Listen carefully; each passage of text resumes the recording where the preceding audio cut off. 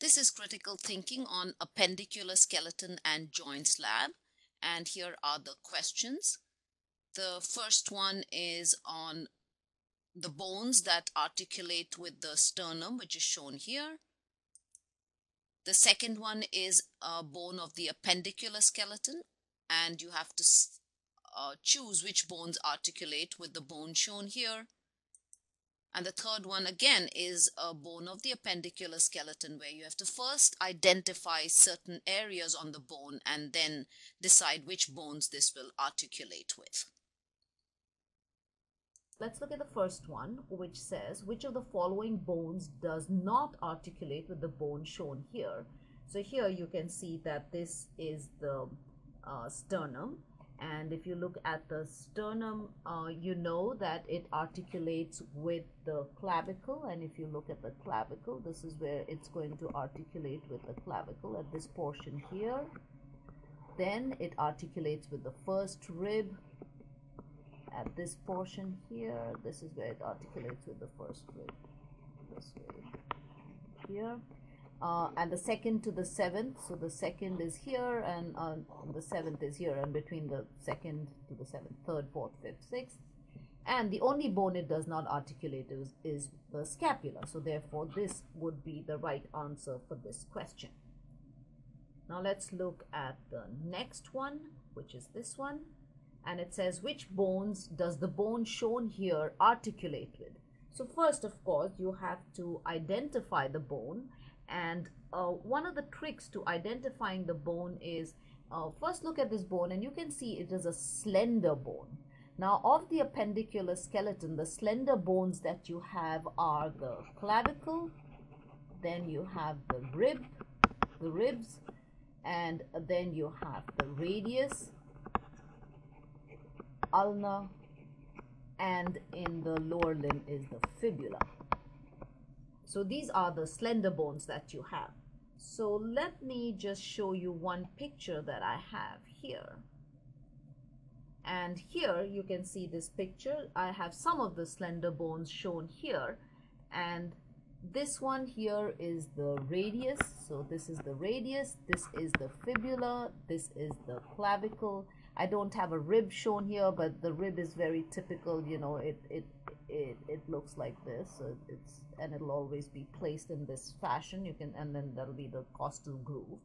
And then the bone, and another bone which is not shown here is the ulna, and what is typical of the ulna is this beak-shaped process that you have, because this is the olecranon, here is the coronoid process, and it comes down, and it again is slender. This is the head of the ulna, and then here this is the styloid process, and this part here is the head of the ulna. Now look at all these bones and see how they differ. If you look at the radius, look at the top, you know, it's flat. This area is flat. Look at the bottom up here. See, this is how it looks. Look at the fibula.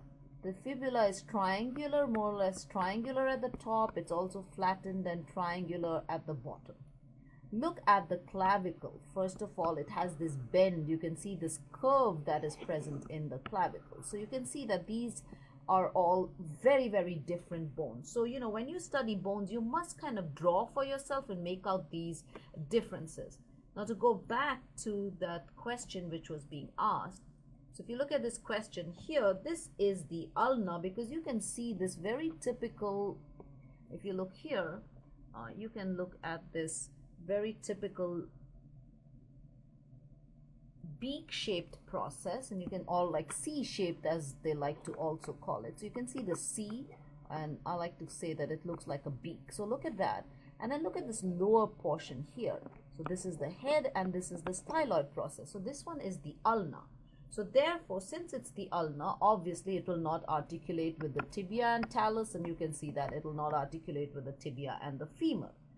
Now it is the ulna, so yes, it will articulate with the humerus, but not with itself. So it is going to articulate with the humerus and the radius. So therefore this is the right answer. So the best way to answer these questions is to first see which are the bones that you have to differentiate it from, and as while you're studying, it's a good idea to draw those bones, and that's the only way you'll be able to correctly identify them. Now let's look at this question where it first asks you what do arrows A and B point to, and then asks you which bones does this bone articulate with.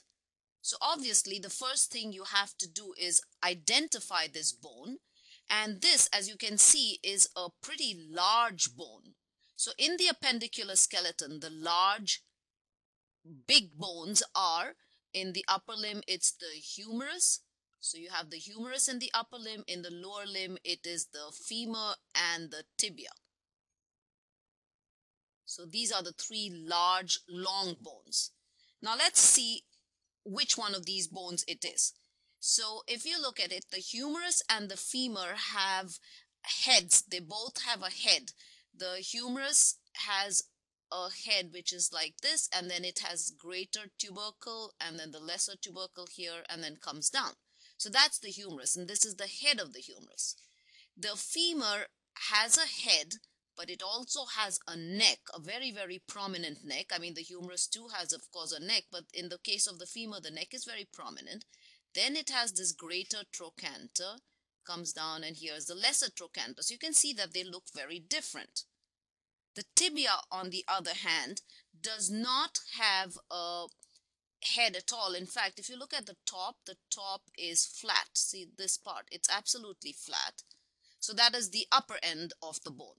When you look at the lower part of the bone, in the case of the tibia, it's very typical. You have this malleolus, and then you have this flat area, which is the articular part where it will articulate with the talus.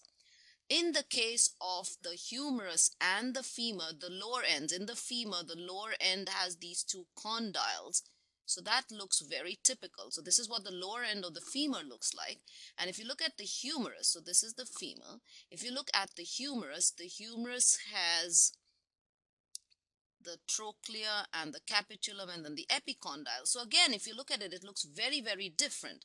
So this is one way that you should be able to identify these bones. And just as I did for the previous question, I suggest that you draw these bones so that you are familiar with what the differences are in these bones.